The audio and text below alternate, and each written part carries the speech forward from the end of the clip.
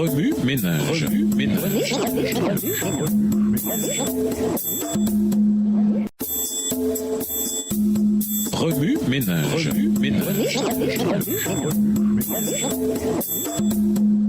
Bienvenue à votre émission Remue ménage. Voilà la leçon de jeudi. Ne me le fais pas dire deux fois.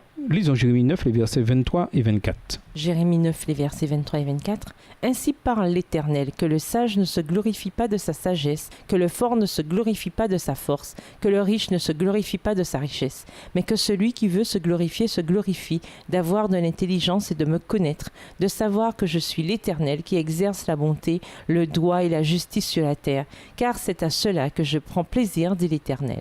Lorsque je fréquentais l'université, j'ai eu l'occasion de prendre un cours d'Ancien Testament, ce qui m'a permis de le lire avec des yeux différents. Nous pensons habituellement que l'Ancien Testament ne parle que de tuerie, de guerre, de nombre et de prophètes. En réalité, il traite entièrement et concrètement d'un Dieu d'amour qui, sans jamais se lasser, est constamment à la recherche de son peuple. Je planterai Jisraël dans le pays, j'aimerai mal-aimé, je dirai à étranger, mon peuple c'est toi. Et lui me répondra, mon Dieu. Osée 2, le verset 25. Dans ce cours, j'ai découvert que chaque fois qu'un verset commence et se termine par « Voici ce que déclare le Seigneur », cela veut dire que Dieu tient à ce que nous examinions de plus près ce qu'il dit, qu'il nous faut vraiment y prêter attention et qu'il est très important de le graver dans notre esprit. Dans Jérémie 9, les versets 22 et 23, le prophète Jérémie commence en disant « Voici ce que déclare le Seigneur » et termine son avertissement en disant « Déclare le Seigneur ». Il le dit deux fois. Nous ferions donc bien d'y prêter attention.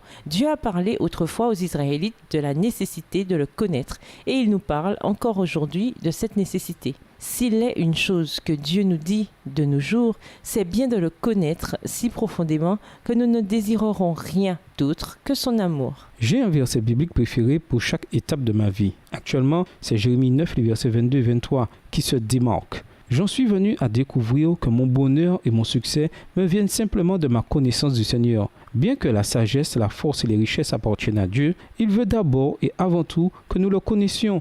Il veut que nous cherchions son cœur avant l'intervention de sa main en notre faveur. Chaque jour, le Seigneur nous appelle à faire l'expérience d'une relation surnaturelle avec lui, au point que nous entendrons clairement sa voix guidant nos pas. Dans Galates 6, verset 14, Paul exprime à quel point Dieu nous donne un cœur nouveau, un cœur qui reflète le caractère de Jésus. Être une nouvelle créature, ce n'est pas fixer les yeux sur l'ancienne créature, c'est donner notre moi contrit à Dieu et le laisser le transformer.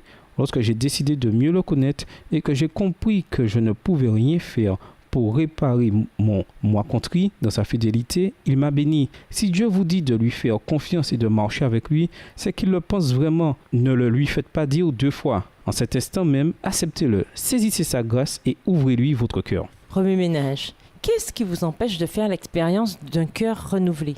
Comment répondre à l'amour inlassable de Dieu que l'on trouve aussi dans l'Ancien Testament? De quelle chose vous vantez-vous? Au revoir. Et à demain si Dieu veut. Remue ménage.